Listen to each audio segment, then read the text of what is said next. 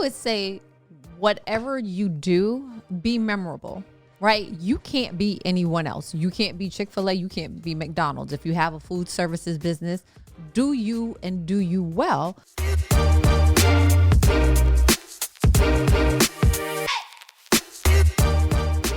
Welcome back. This is the latest episode of Commerce and Chill. I am Jessica Johnson Cope. I'm Waleed. Hi, Waleed. What's up, Jess? What's good? Life. Yes. 2021. We're in a new year. New year. At midnight, everything that people said happened bad in 2020 just magically went away. Yeah, right. Okay. Whatever. 2020 was, listen. In the words of the great prophet, Trick Daddy. Oh, gosh. Uh-huh. Oh, yeah. Okay. Okay, yeah. What's up? Shut up. Shut up. Yeah. That's how I felt about the end of 2020. Yeah, if I see one more post about, people complaining about 2020, how much they hated it and all this, I'm just going to, throw up on my phone. Hey. I get it. Bad stuff happened in 2020. Mm-hmm. But my thing is, why you focusing on all the bad stuff? A lot of good stuff happened in 2020.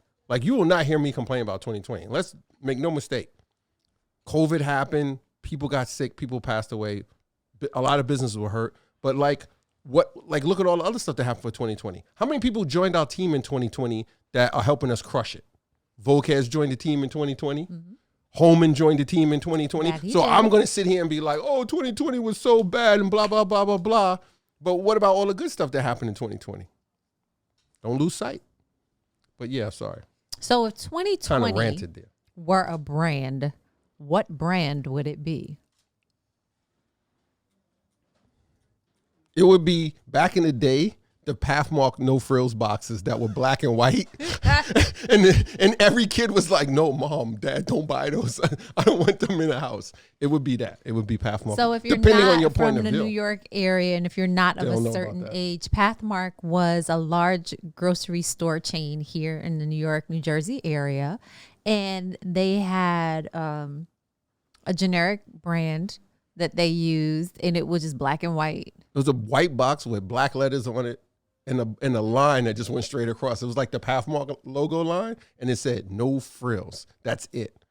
But it was it was equivalent to the Whole Foods 360 brand or whatever. It 365. was 365. Sorry, my bad. Whole Foods. Don't. If you get Whole Foods 360 brand, don't get that's it, right? Really no frills. Right. It was equivalent, but which is a big thing now. A lot of the stores have their own brands and lines. Right. But so Pathmark had it, but at the end of the day, the running joke was, it was no frills Pathmark ketchup. It was Heinz in there. It tasted the same. We didn't buy it, but I've tasted it a few times at other people's house. Not that we were too good to buy it. My mom just didn't buy it. It was just no Pathmarks near where we live. Yeah, I lived in the hood. There was no Pathmark in the hood. Yeah. Still live in the hood, but yeah.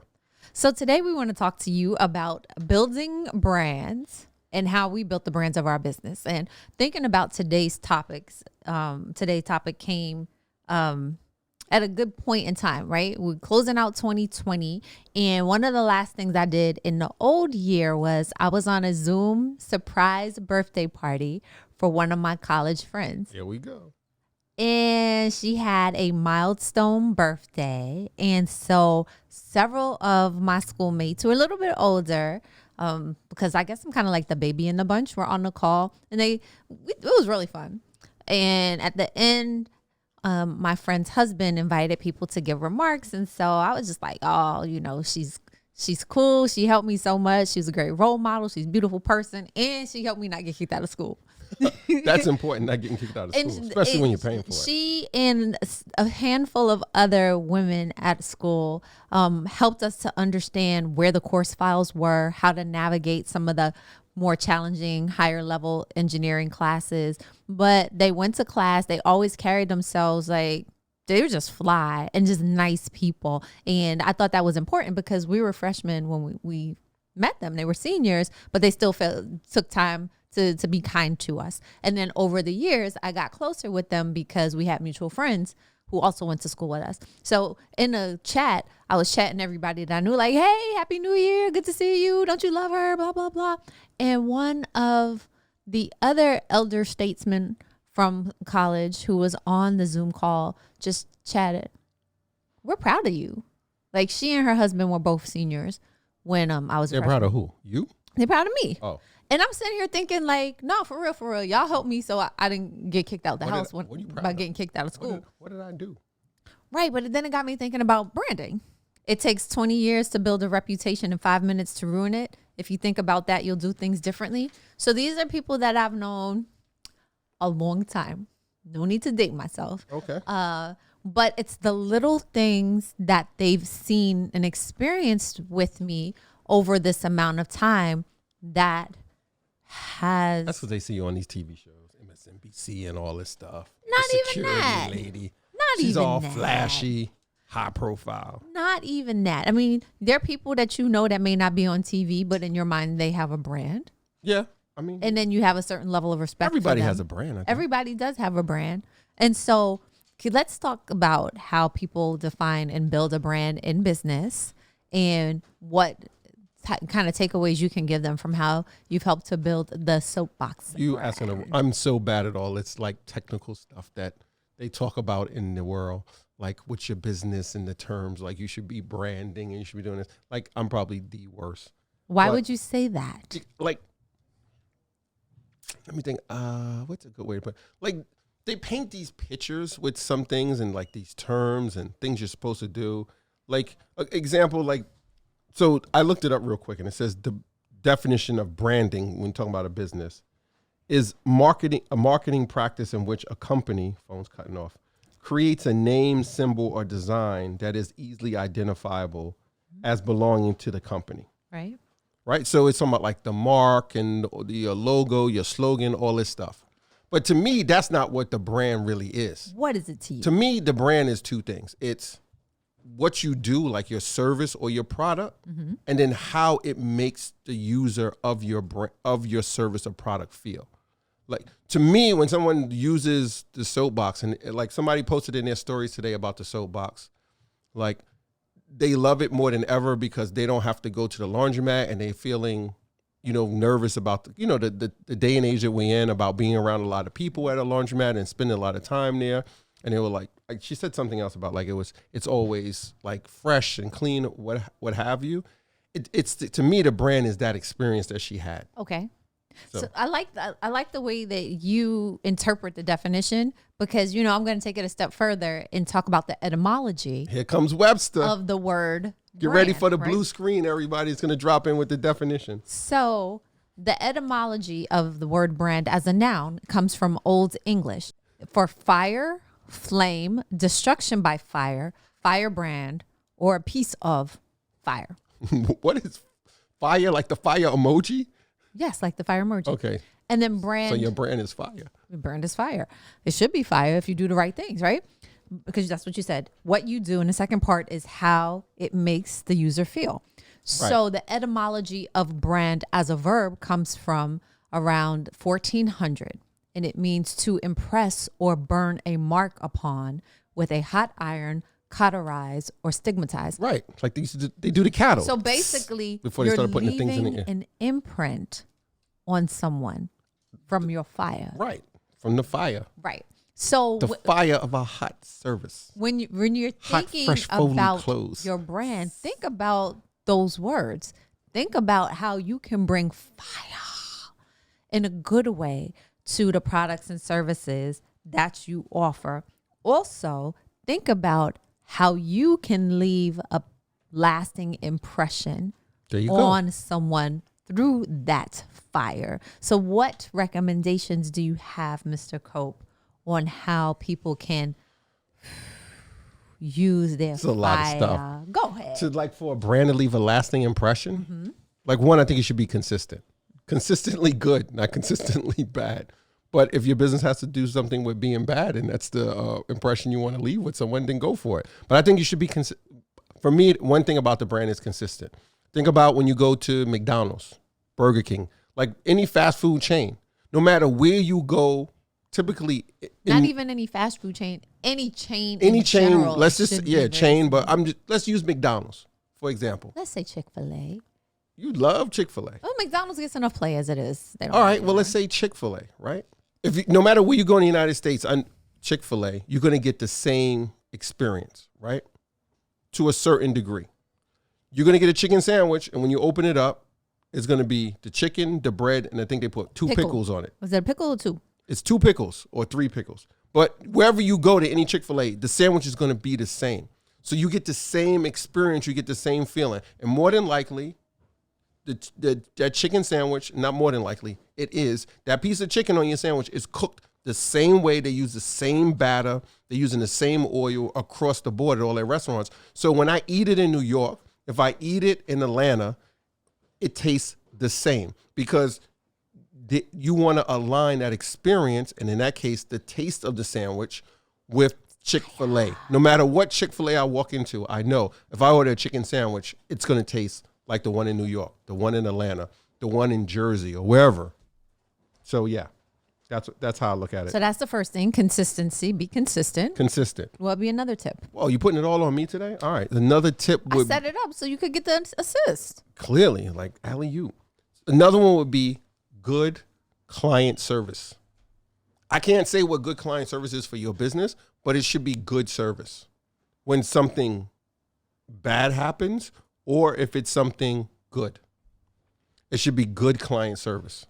Those are the 2 I gave you real fast. I would say whatever you do, be memorable, right? You can't be anyone else. You can't be Chick-fil-A. You can't be McDonald's. If you have a food services business, do you and do you well so that when people purchase from you, they will not forget what they purchased, nor will they forget the experience. And you can only do that by trying to be the best you that you can be and doing it in a memorable way. I mean, as an example with my school friends, I was not like a lot of the other freshmen my year because I was loud. I was from New York and most of them were from the Midwest. And I stood out. You was doing hood rat things. Aside from taking boom boxes to the football games, I didn't really do hood rat things. I could not picture you carrying a boom box.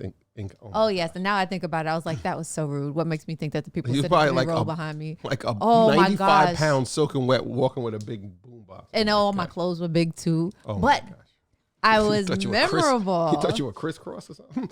Yo, you know, back then we were rocking the Carl Kanai, cross colors. All right. So let's yes, get back. be Those memorable. are brands. Those are brands. We remember them because those brands had an impact on us throughout the years when we were younger. Yeah. So yes. Be memorable because you can't be anybody else. And Absolutely. if you're gonna just do it any old kind of way, that's easy to forget. Right. What else? All right. I gave you good customer service, good client service. Right. Oh, what was the first one I said? I forgot that. Consistency. To be consistent with your product. Right. And I would say be unique. That's not different from being. Is that different from being memorable?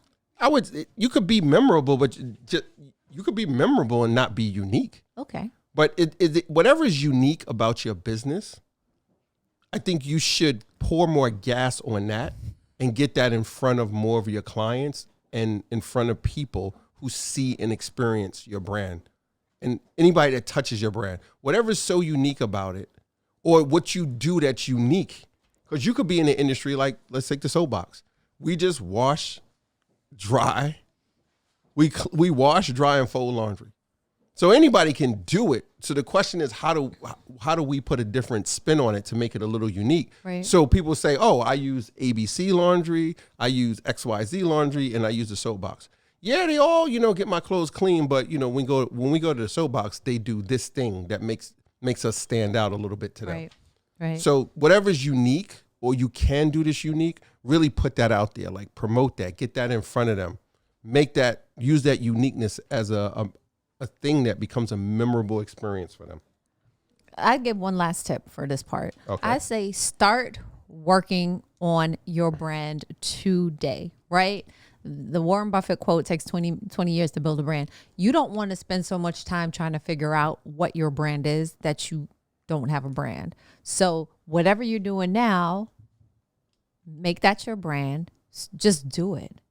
Just do it. I mean, we had conversations for a long time with the laundromat about, what we're going to do. We're going to get a different building. How we're going to do the services. And ultimately, until we raised the gate, and opened the doors, and started the washing machine spinning, none of that mattered.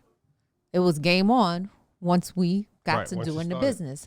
And then the brand started to come together. Now, granted, we had the fortune of building upon the memories of the legacy business. Right.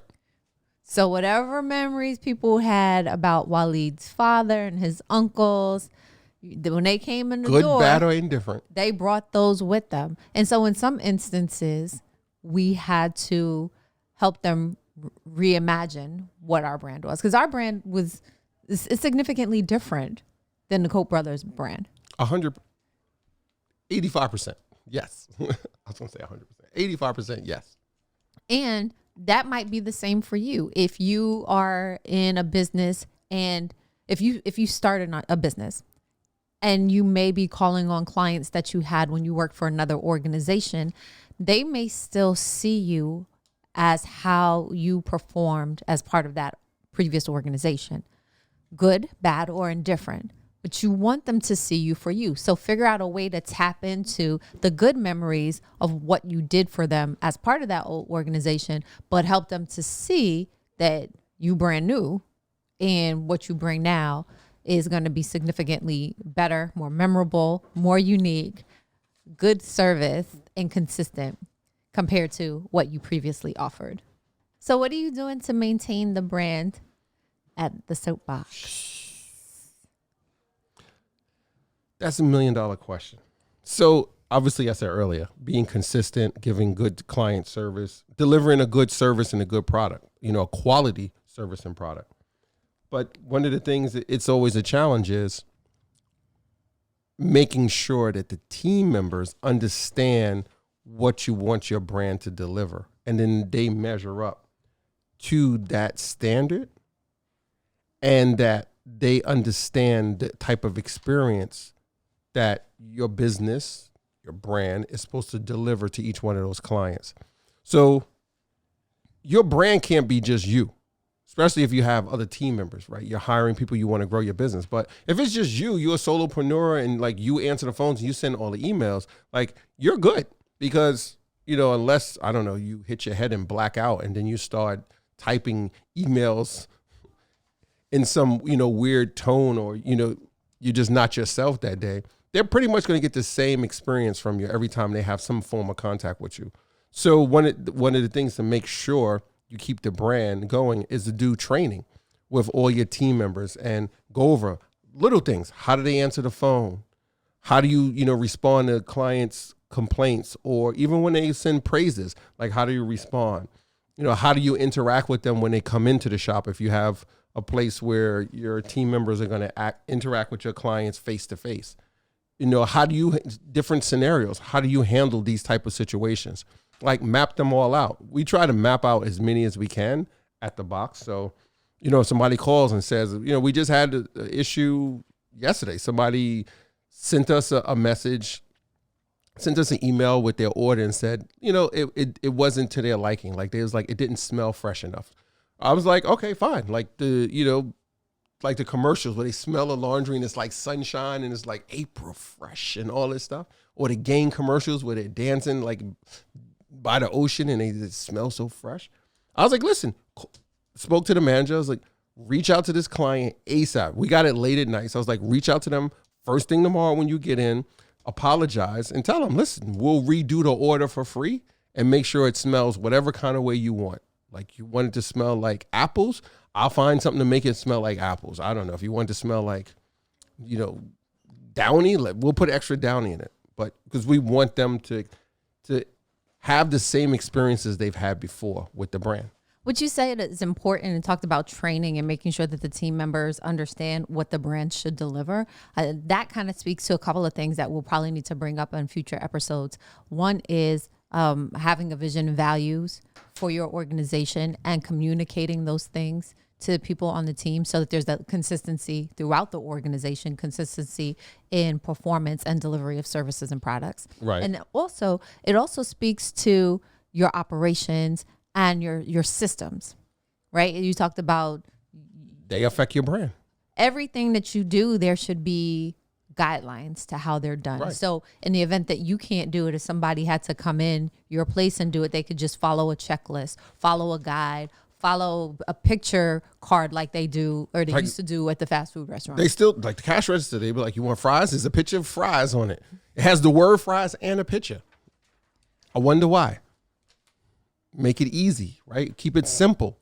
Consistency, so somebody could deliver the same service for their brand over and over and over to no matter who walks in the door. But as your brand grows, remember, Gets training, the essential you're in a mission, vision, and values should be in place, and that you have operation standards and guidelines to help people assist you in performing. Because The little things. Waleed said you can't be your own. The brand can't just be you. I would say your brand shouldn't just be you. Not if you want to grow. Like, and then don't get me wrong. It's nothing wrong with being a solopreneur. It's nothing wrong with you do it as a side hustle after work or on the weekends. Like, I don't know. I'm still kind of on that idea you came up with, weekend donuts. Like, I'm still kind of hot on that. Oh, should I told everybody about that yet? Oh, that's all right. You didn't. There There are a lot of ideas out there. It's the question about who executes. But there is 100% nothing wrong with that. Like, you do it after work or you do it on the weekends. We know quite a few people, their kids are in business, like making different like beauty products or apparel, and they do it after school or on the weekends or in the food business, right? Like making cakes and all kind of stuff. And that's what they do. It's nothing wrong with it. And they control their brand 100% because it's them. So, but if you want to scale it and you want to grow, now you have to bring other people in. Unless, you have some kind of SaaS product, then it's a little different because. But then you have to understand the concepts so that you can execute well. You're not just beholden to whatever the SaaS algorithm or whatever they're putting out. Whatever you put out there, you have to still work. You have to still understand who your end user is so they get a good, user experience using your product. But you want to grow the business, 9 out of 10 times you're going to have to introduce people to it. And you need the people that you bring into your business to deliver the same level of quality that you would do. right. And let's be clear, no one is ever going to do it exactly like you. And get your ego out of it, because some of you will be like, oh, yeah, well, Waleed, I haven't grown my business yet, Jessica, because I can't find people who are good enough. No, that's it's your ego. There are people out there good enough. You're just hung up on, You don't trust them. I don't trust. Like, I hear that all the time. That's a whole nother episode.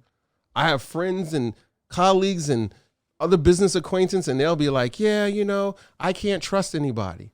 Well, you know what? If your mentality is you can never, listen, I lived this. I've been there. Like, you always think you're not going to find a good person or somebody's going to steal from you and this, that, and the third. You know what? You're always going to find that person because you're attracting what you want, right? You're kind of, I'm not going to. Listen, our media team is the there are tons of good people out there. And I'm willing to bet I'm not even betting, I know, there's even more good people out there right now due to the pandemic. And this is your chance to go out there and get good people because either they probably stopped working somewhere else or they're looking to make a career change, or maybe they didn't even think about it. And then your thing pops up in front of them and like, hey, maybe I could be good at making these little white things that go on the top of the pen because that company seems like they're really into making good pens. So I asked you the question, what are some of the things that you do to maintain the brand image at the Soapbox, the brand identity? So here at Johnson Security, we're currently going through the exercise of big time refining, documenting and refining our brand story. So one of the advisors that we work with, here we go, suggests that this episode might not end on a good note for me, but go ahead. Suggests that people don't care about you, right? Nobody wants to go into a situation where they're going to spend money and hear all about you. They want to hear about whatever you do, whatever you have, how it's going to help you do what you do better. So he said they want to hear about how your story about how it helps you do what you do better. The end user. Oh, how it helps the end user. Right. Oh, okay. And so, pardon me for not being more clear about that. He recommends basically telling a story about your brand because people can relate. Once upon a time, to a story. There was a man who wanted to clean clothes. Story like that he wants us to tell. Once upon a time, No, so maybe not once upon a time, but once upon a time, there was a man who worked at the corrections department, and in order to get all his full benefits or his full bonus, he had to show up to work on time, be in his uniform, and his uniform needed to be clean and neatly pressed. And he didn't like to iron, nor did he like to wash clothes. So he kept missing out on his bonus. But then somebody told him to check out the soapbox. Whoa. He dropped off his uniforms at the soapbox, and when he got them back, they were nice and sharp and clean and freshly pressed. He went back to work, and his supervisor acknowledged how good he looked in his uniform. So he got a bonus? So much so that he kept coming back to the soapbox and kept getting his uniforms freshly pressed. By the end of that quarter, he received his first bonus. So if you can tell it a story, maybe not, I mean, that might be an extreme example. Clearly. Where, the logic behind that is, if you can identify who your avatar is, right? Who is your most likely client? You can give that character life, give that character a personality. You don't stop when you get to identify, write down all of the characteristics of that ideal client. Right? You understand that ideal client so that when you're talking to other people, you can explain where you have your sweet spot. So Hakeem comes in, he gets his laundry done, he does his dry cleaning. This is what you know about him. This is where he works. Yep. So where else do you find Hakeems? How do you explain Hakeem to the next person so that somebody who's just like Hakeem with a different name might come to their mind? And they'd be like, you know what? I know somebody just like that. I never thought that they might need dry cleaning too. I'm going to tell them about the soapbox. So it's not just about identifying who your ideal client is and how you help that ideal client meet a need, fill a gap, overcome some type of challenge or obstacle, but paint the picture of how you do it so that someone who knows nothing about your business, when they hear your story or they get that picture, they can refer other people that are just like that ideal client to you, and you can grow your business in ways that you never anticipated because you were just focused on the people that were coming through the door. Okay. That's the thing. How do you take it beyond what you know to leverage other people by telling a strong brand story? Fire and leave an impression on them. I might have to call HR about this. What's a pen? As you think about your personal brand and your small business brand, entrepreneurial brand, a couple of things to keep in mind are some of the tips that Waleed and I have shared. It takes 20 years to build a reputation and 5 minutes to ruin it. If you think about that, you'll do things differently. That's from my friend, Mr. Warren Buffett. So be consistent with your brand. Start now. The little things that you do and how you, your product, your services leave people feeling after their experience. That's what your brand is. It's the fire and the impression that you leave. So make sure it's a great experience. Make sure you have great customer service. Be unique, be memorable, and be back next time for the next episode Subscribe. of Commerce and Chill.